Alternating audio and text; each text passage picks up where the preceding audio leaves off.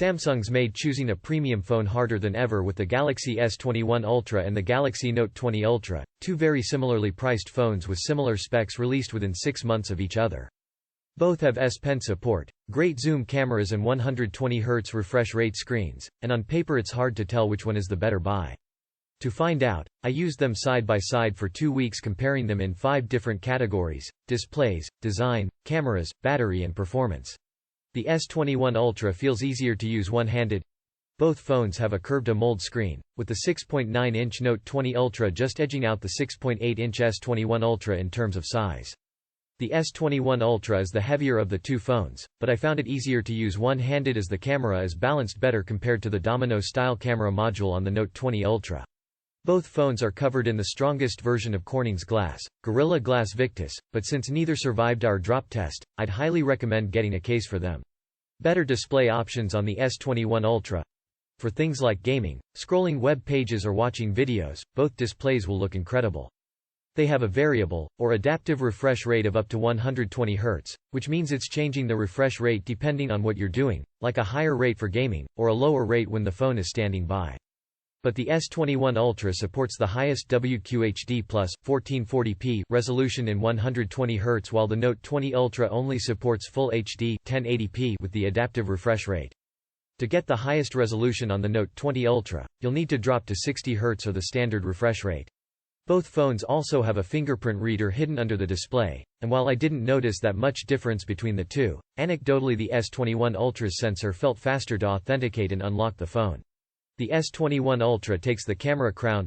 The S21 Ultra takes the already super close zoom on the Note to the next level with 2 telephoto cameras, one that can optically zoom to 3x and the other 10x, offering more flexibility for photographers who want to get closer to the subject without physically moving closer. The Note 20 Ultra, by contrast, has only one telephoto camera with a 5x optical zoom. I also noticed that Samsung has improved the image processing of zoom photos taken using hybrid, optical and digital zoom, which is anything beyond the reach of the telephoto camera. Looking at the same 50x photo taken on both phones, the S21 Ultra's image is clearer and retains more detail compared to the Note 20 Ultra. You can get up to 100x on the S21 Ultra, but I never found myself using this extreme zoom because the image looks pretty mushy. General photos of landscapes and scenery look great on both phones and I couldn't really tell them apart.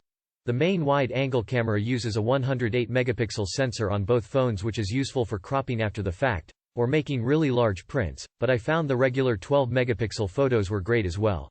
Both phones use a technique called pixel binning on these regular shots that helps to retain lots of detail and good dynamic range. In low light, I prefer the S21 Ultra, although night mode shots look more processed with greater contrast and less noise than photos taken on the Note 20 Ultra in the same light. Video quality is great on both, especially when filming at 4K. To my eye, the dynamic range is a touch broader on the newer phone, but I'd be very happy with either. The S21 Ultra has an advantage in that it can film on the telephoto camera at 4K 60, whereas the Note 20 Ultra can only use digital zoom at this resolution and frame rate. Both phones film in 8K at 24 fps. You can see many more photo and video samples in the video on this page. S Pen is better on the Note 20 Ultra. Many fans of the Galaxy Note series may have been concerned when they saw the S21 Ultra would support the S Pen, because it could potentially signal the end of the Note family of phones. The S21 Ultra may be the first non-Note phone with stylus support, but the S Pen doesn't do quite as much as it can on the Note 20 Ultra, at least not just yet. Both phones let you draw on the screen, take notes, annotate screenshots, convert handwriting to text or straighten your handwriting in the Samsung Notes app. The S Pen on the Note 20 Ultra also has Bluetooth support, which lets you use air gestures to open the camera or take photos remotely, to name just a few examples. The phone can also ping you if you leave the S Pen behind somewhere.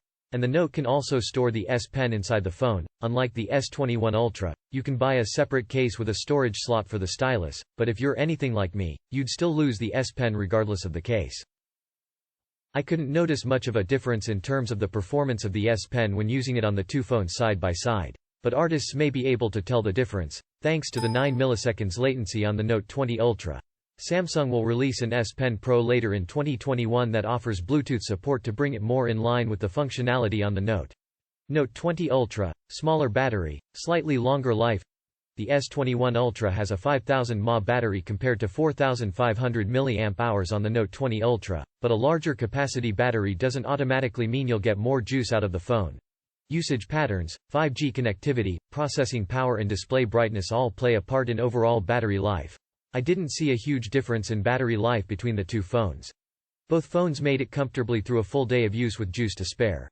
At the end of the day of heavy usage running both phones at 120 Hz, the WQHD+ screen, on the S21, filming 4K video and gaming, I was left with anywhere between 10 and 15% battery on the Note, and around 10% on the S21 Ultra. Anecdotally, I felt that the Note 20 Ultra had better standby time overall when I wasn't using the phone. You can check out our full reviews of the S21 Ultra and Note 20 Ultra for results from our official battery test. The base storage level on both phones starts at 128 GB with the option to go up to 512 GB on both, or an intermediate 256 GB tier on the S21 Ultra, but only the Note 20 has the option to expand with a micro SD slot. The S21 Ultra also misses out on the charger in the box, as well as MST support in Samsung Pay. Depending on where you live, you'll either get a Snapdragon or Samsung's own Exynos processor. I've only tested the Snapdragon 888 on the S21 Ultra and 865 Plus on the Note 20 Ultra, so can't comment on Exynos performance, but both phones never left me wanting when it came to trimming 8K videos, gaming or running a myriad of apps at a time. The Galaxy S21 wins, but not by much. In the end, I found that these phones share so many of the same features that it doesn't make sense to upgrade from the Note 20 Ultra to the S21 Ultra if you already have the slightly older phone. But improvements in the camera, S Pen support and a more balanced one-handed feel was enough to sway me to choose the S21 Ultra if I was looking for the best overall Galaxy experience.